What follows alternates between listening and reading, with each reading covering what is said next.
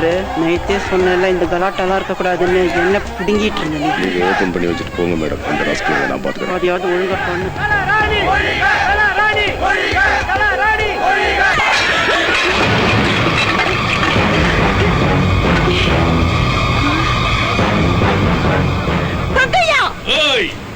உங்க அம்மா சீதனமா கொண்டு வந்ததாவே இந்த இடமெல்லாம் யார் வயிற்றுல அடிக்க பாக்க பதவியில இருந்தா என்ன வேணாலும் செய்வியா நீ? அவங்க எல்லாம் யாரு நினைச்சலாம்? என் அண்ணன், என் அக்கா, தம்பி, தங்கச்சி, மாமே, மச்சான், அங்காளி வங்காளிவே. ஆளுங்கட்சி எம்எல்ஏ வந்துட்டு நீ பிரச்சனை பண்றியா? ஆளுங்கட்சியா இருந்தானே எதிர்கட்சியா இருந்தானே என் சொந்தக்காரன் எல்லாம் கஷ்டப்படும் போது அதை பார்த்து சும்மா இருக்கு அல்லங்களே. எங்களுக்கு உன் ஃபேப் சிட்டி ஃபேஷன் சிட்டில வேணாம்ல. நாங்க பஞ்ச பரதேசி தாவே. எதை கூழோ கஞ்சியோ குடிச்சிட்டு சாதி சனத்தோட ஒண்ணு மண்ணா இருக்க விடுவேன். இங்க வாழலாம் மந்திரி அம்மா. என் ஜனங்களுக்காக நான் உயிரை கூட கொடுப்பேன். அதையும் மீறி நீ பிரச்சனை பண்ணேனா உன் உயிரை எடுப்போம்ல.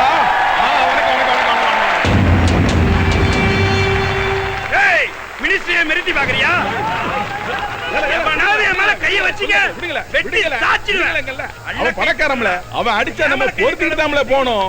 நம்ம ஏழைங்கள பஞ்ச பயல்கள நீங்க யாரும் கோவப்படாதீங்கள. நம்ம அமைதியா தான்ல போனோம். நான் இருக்கம்ல உங்களுக்கு. மினிஸ்டர்மா நீங்க எல்லாரையும் கொல்றதுக்கு தானே இங்க வந்த. முதல்ல என்ன கொல்லு. இந்தா இந்தா இதுக்குள்ள நான் உட்கார்ந்துக்கிறேன். முதல்ல என் தலையில மண்ணை போடு. அதுக்கப்புறம் சிமெண்ட போடு. போட்டு பூசு. வாடா வந்து சமாதியாக்க என்ன? அந்த சமாதி மேல இந்த ஃபேப் சிட்டியை கட்டு. அதுக்கப்புறம் கோடி கோடியா சம்பாதி. ஏன் சாதி சனத்துக்காக நான் உயிரை விட துணிஞ்சிட்டோம்ல. இந்த தங்கையா உயிரை விட துணிஞ்சிட்டா. தங்கையான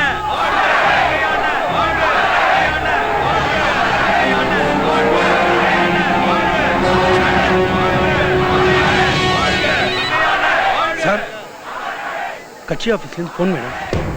என்னம்மா கலராணி நீங்க ரெண்டு பேரும் அங்க என்ன பண்ணிட்டு இருக்கீங்க? எல்லாம் இந்த தங்கையாவால தான் சார். இங்க இருக்கிறவங்களுக்கு எல்லாம் புதுசா வீடு கட்டி கொடுக்கறேன்னு சொன்னேன்.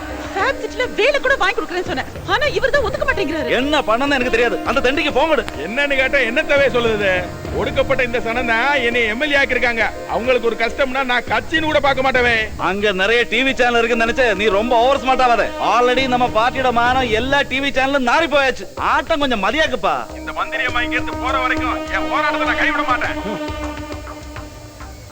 ரெண்டு பேரும் அந்த இடம் காலி பண்ணி வேகம் வாங்க. மனசிலாயோ இது எனக்கு கொஞ்சம் கூட பிடிக்கல சார். ஏதோ நீங்க சொல்ற மரியாதைக்காக போறேன். பிளாட்டி இடியட்.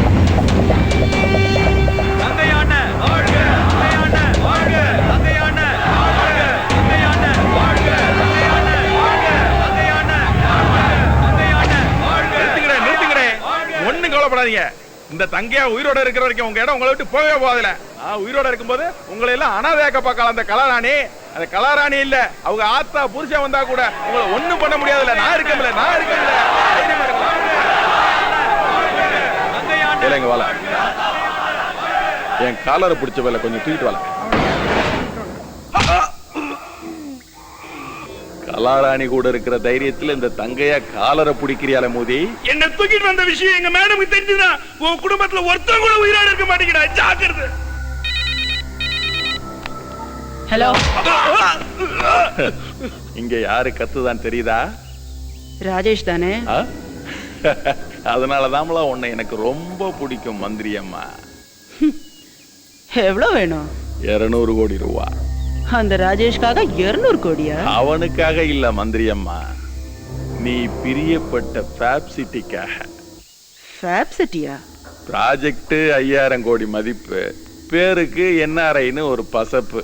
கடைசியா கட்டி முடிக்கும் போது 4500 கோடி ரூபா வேல்யூ. இதெல்லாம் யாரு அப்பன் வீட்டு காசு? உழைச்சா சம்பாதிக்க போற ஓசில வர்ற காசு தானே. இதுல நான் என்னத்த பெருசா கேட்டேன்? பிச்சை காசு 200 கோடி ரூபா தான். அதை கொடுத்துட்டேன்னா அந்த குப்பத்து சனங்களை நான் பாத்துக்கிட்டேன். அதுக்கப்புறம் அந்த பேப் சிட்டியா நாக் சிட்டியா நீ கட்டிக்க. வரம் போக்கு 50 தரேன். 250 கோடி ரூபாளா? 75. 300 கோடி ரூபாளா?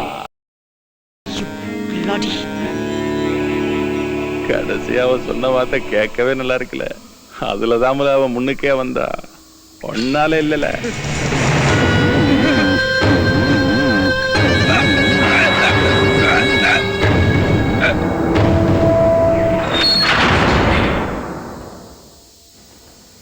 யோ பிச்சமுத்து கண்ணை தொலைச்சு சஸ்பெண்ட் ஆன அறிவு கூட இல்லாம மாசம் மாசம் வெக்கம் இல்லாம வந்து சம்பளத்தை மட்டும் வாங்கிட்டு போயிடுற இப்போ ஐயா கிட்ட உண்மையை சொல்லியா கண்ணை எங்கேயா ஒளிச்சு வச்சிருக்க திருடனுங்க திருடிட்டு போயிட்டானுங்க. அந்த தாசு தண்ணியை போட்டுட்டு நாராயணனை உன் துப்பாக்கியால சுட்டுட்டு தப்பிச்சிட்டான். எங்க அவன் மாட்டிக்க போறானோன்னு துப்பாக்கியை திருடிட்டு தான் கதவுறியா?